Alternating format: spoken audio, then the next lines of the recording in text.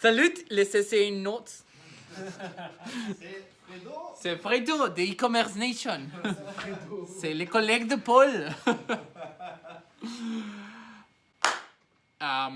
No, starting serious. So, Nico doesn't know about this, but this is a surprise video that I'm going to publish over the weekend because he thinks he can win, but he can't. So, today we are going to learn on how to write the best copies for AdWords.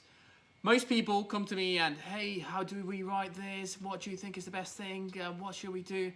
Let's start from the basic. What is Google AdWords? Many people ask themselves this question: what is Google AdWords? Google AdWords is Google's advertising system in which advertisers bid on certain keywords for the clickable ads to appear in Google's first positions. Today, we're going to learn how to write the best AdWords copies. Things we're going to learn. We're also going to learn that one of the most important aspects we need to take into account is A/B testing. As for this, we need to know that Google has two formats. It has search and it has display. Today, we're mainly going to focus on search, and you're going to learn on how to write the best AdWords copy. In video.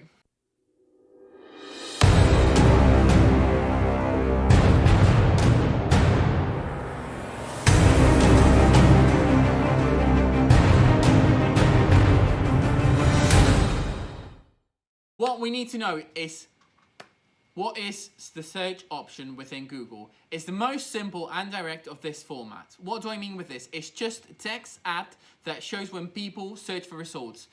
First example that comes to my mind, I'm sure you're gonna love it. I need a translation agency. Google Translation Agency. These are the following results that we can see. Hey, top 5 Google ads. What does this mean? That the best AdWords copy, the one that engages with me the most, is gonna be the most clickable. As to go, there's 4 things we need to take into account when thinking about writing AdWords copies. First one is the title. Second one is the URL. Third one is the main description. Fourth one is the CTA. With this 4, we're going to be able to build the perfect AdWords copy. So as I said, title, first thing the reader finds out. We need to be direct. We need to be, we'll see an example now, so don't worry. We need to be direct, and this is what they're going to first find. Second aspect, URL. The URL is what's going to take traffic to your site, so it's important that the URL is not broken. You don't miss with the wrong landing page or things like that. Really important to check the URL before you go further.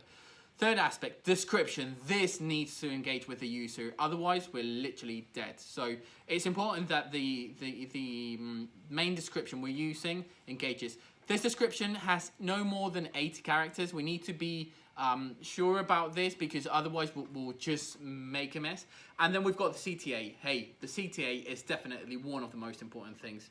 This is the call to action, and this is what's going to make the users make the action. So with all of this known, let's look at an example, because otherwise it's going to be too messy. Even I am getting confused. So let's say you sell products for beauty treatments or acne. Let's say this example is gonna work for us. So what would be for us a keyword like how to get rid of acne? This is something we everyone, when we've been young, we've had a look at, or we've been interested or wanted to find out. So your headline should ask prospects if they are dealing with acne, as to say. So for example, we were talking about help get rid of acne or dealing with acne.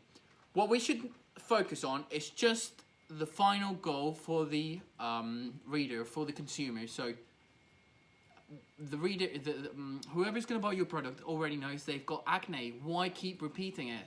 Why not go for something like kill acne once for all? Hey, kill acne once for all. No one can compete against you. You've got something that no one has. Why not try it? Hey, but what I was mentioning before, it's important that we do A/B testing to make sure whether we can improve certain things. So for example, in my case, kill acne doesn't sound right. Kill, hey, maybe Google doesn't really like it. It's a word that is a bit, can get to be a bit confusing and things like that. So forget about kill acne. Maybe, hey, end acne once for all. That's catchy, direct to the point. So this is what I mean. It's really important that we keep doing A/B tests and seeing whether it works, it doesn't work. let's look at a real world example. What if a car buyer who purchases cars from the general public to use as second-hand cars and resell was interested in doing an AdWords campaign? We've got this, the perfect example. I need to sell my car. I'm gonna type in Google, sell car online, sell car. What's the first thing that's gonna come up? Hey, we'll buy your car today. This is the perfect example of what a copy should be. Something direct, something that engages with the user, and something that brings the user to what they need. At the end of the day, it's just helping the user find what they need, and it's what we really need to push on. So, with this said, there are 8 tips that WordStream, which you might know, it's a PPC platform, suggests as good practices. So, from this 8, there's 5 that I like the most, which is 1. Reflect the user's purpose. What is the user trying to find? What is the final objective for the user? 2nd, include numbers or statistics. Important here, we don't want to write the Roman Empire Bible. No.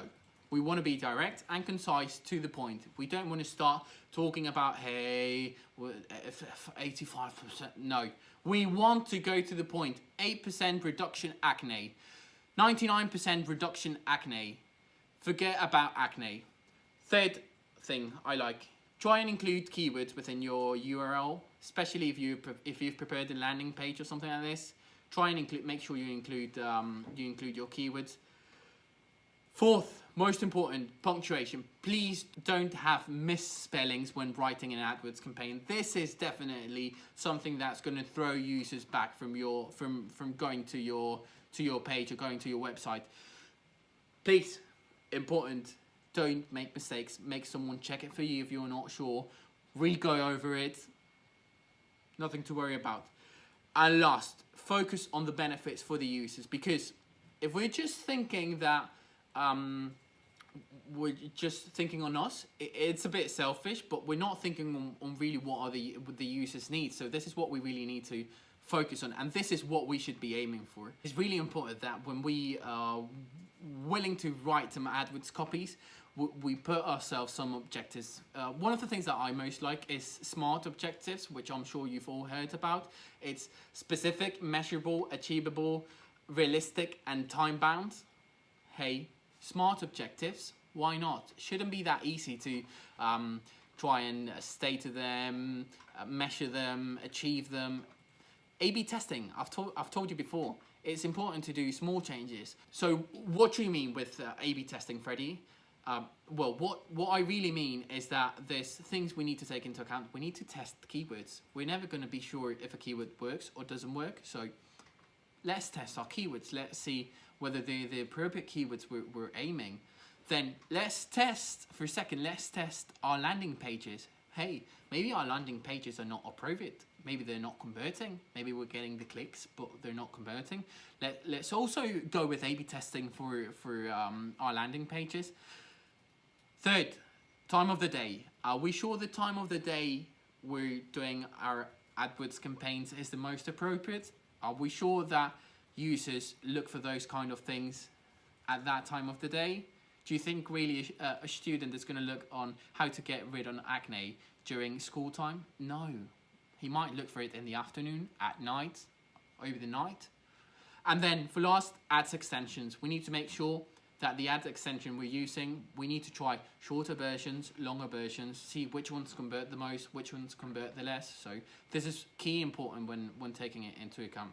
I don't want to go furthermore because I think that we've mentioned the most important things: A/B testing, focus on the user, engage with the user. So last thing is just to compare the results.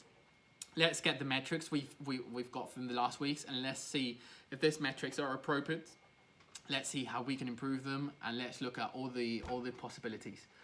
This is the very end of the video, but I would like you guys to subscribe to our YouTube channel. It's just up here. Here you can see it. It's just up here. Subscribe to our YouTube channel. Like on this video. Just on my videos, I need the likes, not on Nico's videos. So forget about Nico's videos. You don't even need to see them. Just focus on my videos. Like and comment, please. Let me know your thoughts. How do you write the best copies for your ads? Tell me whatever you feel, whatever you think. I want to know your thoughts. So please, please, also, I want to know what you want me to talk about on the next videos. Remember, I'm going to start, as from Monday, doing 1 video a day for the next month, including weekends, by the way. So the objective is to see, can Team Freddy win? Can Team Nico lose? We will win. Thank you guys, and see you on Monday. I promise I'll try and get my videos ready to be always in front of Nico. Hey, see you soon.